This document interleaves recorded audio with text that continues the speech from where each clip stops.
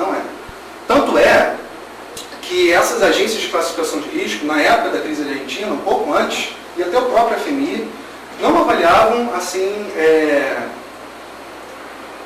tinham estimativas de que a economia argentina pudesse se recuperar, né? A época a economia argentina já estava meio patinando, né? Antes do estouro, da moratória, etc. e tal, mas eles não estavam tendo problema em relação às suas medidas de risco. Né? Alguma coisa, ninguém vai falar nada, gente. Poxa, eu estou aqui falando, sentando o pau, dizendo que os caras brincam com a gente, eles falam um monte de besteira e a menina me contestar, não, vai defender as agências de risco. Poxa, que isso? Bom, e aí o que acontece? O reflexo do risco país na dívida brasileira. Então isso aqui, gente, é mais ou menos que o governo paga mais em função da possibilidade, né, do Brasil se tornar insolvente. O que acontece? Esse risco país, teoricamente, ele é um índice que é em função do grau de solvência do país, né? Se o país é capaz de pagar a sua dívida ou não. Né? Só que acontece uma outra coisa curiosa, gente. Bom, o Brasil, desde 88, né, tem pago a sua dívida em dia. O Brasil não deixa de pagar a dívida de jeito nenhum. Pode até rolar a sua dívida, né, etc. e tal. Mas qual é o sentido disso? Né? Imagina só, vamos colocar assim... Deixa eu pensar aqui uma forma para tentar explicar isso melhor para vocês. Vamos pensar o seguinte. Bom, são duas pessoas que querem pegar um dinheirinho no banco. Essas duas pessoas, uma é uma pessoa que é um pouco mais rica, tem outra que é uma pessoa que é classe média. Né? Vamos pensar assim, uma renda de R$1.000 e uma outra pessoa com uma renda de R$2.000. Tá? O que acontece? Essas duas pessoas, elas querem pegar suponha, R$1.000, os dois querem pegar R$100, só para cobrir alguma eventual despesa, etc. e tal. O que acontece? Nesse caso, gente, a taxa de juros, ela pode, se o prazo for o mesmo e o montante for o mesmo, a taxa de juros vai ser igual para os dois. Né? Só que o caso do Risco Brasil é diferente, porque o Risco Brasil ele mede muito mais questões mais subjetivas, né? Muito mais a aparência, né? Enfim, tem uma análise que não é uma análise técnica para poder definir essa taxa de juros. Ou seja, por exemplo, nesse caso que eu estou falando para vocês, as taxas de juros seriam diferenciadas. Mesmo que um país seja um pouco mais rico do que o nosso, não significa que, em função disso, a taxa de juros para mim tem que ser maior do que a desse país. Certo? Deu para entender mais ou menos? Não? Ficou difícil a explicação? Não sei se eu consegui passar legal, mas é o seguinte, basicamente é isso, gente. Não é em função do grau de riqueza que as taxas de juros são devidas, né? Que as taxas de juros são variáveis. O que determina a taxa de juros, né, é o prazo e a renda também influencia, né? Mas o prazo, principalmente, e o montante. Né? Então isso basicamente é o que o Brasil paga a mais de dívida em função da possibilidade do Brasil não pagar essa dívida. É um índice que é medido em função da possibilidade do país não pagar essa dívida. Não é uma coisa assim explicável, não tem sentido, isso não faz a menor lógica, não tem a menor lógica do risco país. Né?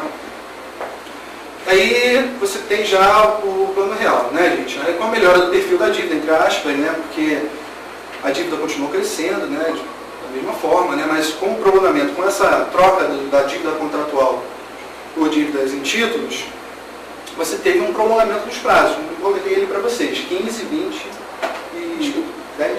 Em relação a mais anterior, o Risco Brasil, eles levam em consideração especificamente assim, qual critério assim, mais direto? Porque dizem hoje que o Risco Brasil está caindo direto. Por quê? Né? O que acontece? Como eu estou te falando, isso são análises subjetivas. Por que o Risco Brasil está caindo? Porque você tem no governo Lula que tem uma possibilidade de ampliar as reformas que interessam a essas agências de risco e aos credores internacionais. Então, se há um clima que os meus interesses vão ser ampliados, né, aquilo que eu defendo vai se concretizar, isso você tem uma redução do custo do país. Né? Se, por exemplo, o governo Lula vai atender totalmente aos credores internacionais, é óbvio diz que o país vai cair. É atualmente o que a gente está vivendo. O que a gente está passando agora é uma sinalização aos credores externos de que os seus interesses vão ser preservados. Esse é o principal ponto. Deu para entender?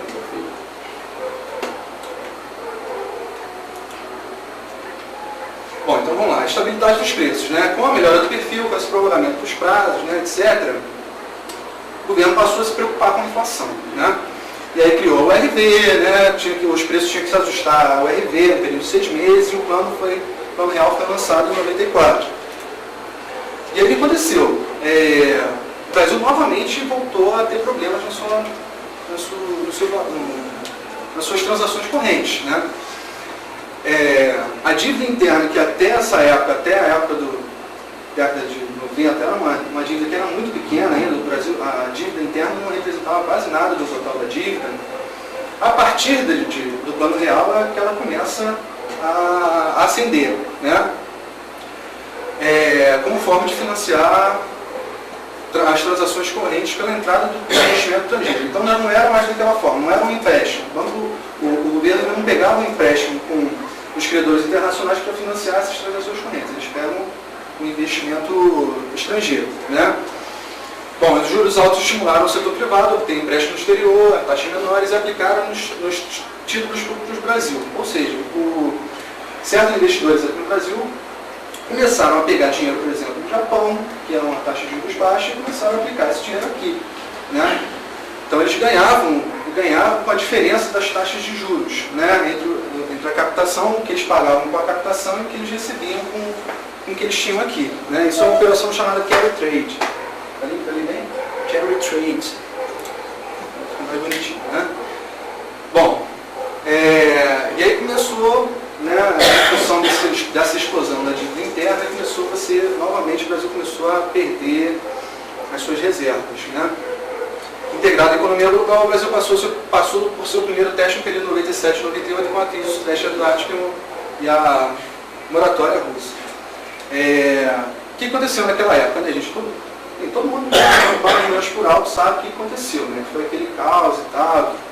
Vários países do Sudeste Asiático entraram em moratória, inclusive a Rússia também, né? E aconteceu, né? Acabou que deu um estardalhaço no mercado inteiro, né? Os investidores passaram a ficar com receio de aplicar os seus recursos, né, dos países que ofereciam um risco maior. E aí você começou esses investimentos estrangeiros que começaram a entrar com o aumento das taxas de juros, eles começaram a sair, né? Vai falar. Como é que é? Eu? Marcos? Não, você está lendo todo. Tá. A entrada de capital sofreu a retração, obrigando o país a recorrer novamente ao FMI. Ou seja, o Brasil pegou mais uma vez um empréstimo com o FMI, né? E aí, mais uma vez, aquelas mesmas histórias, o receituário, a imposição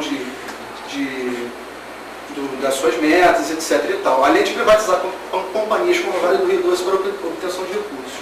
Eu vou fazer só um parênteses em relação à Vale do Rio Doce, né, gente? Eu não sei se vocês sabem do processo de privatização, mas é o processo mais escandaloso de privatização que a gente tem na história do nosso país, né?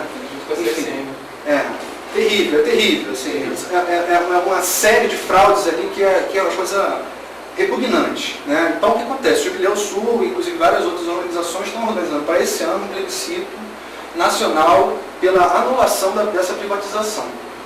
A privatização da Vale, só para vocês terem uma ideia, ela gerou mais de 100 processos no Brasil inteiro. O Brasil inteiro se contestou essa privatização, mas mesmo assim o governo fez. Mesmo assim, apesar de tudo, o governo fez. E vendeu por 3 bilhões. Né? O que acontece? Só falar um pouquinho mais, porque é tão escandaloso, me dá tanta raiva, assim, que eu falo isso com vontade de... Né? Eu quero que todo mundo saiba disso para, fazer alguma coisa, né? Porque é terrível.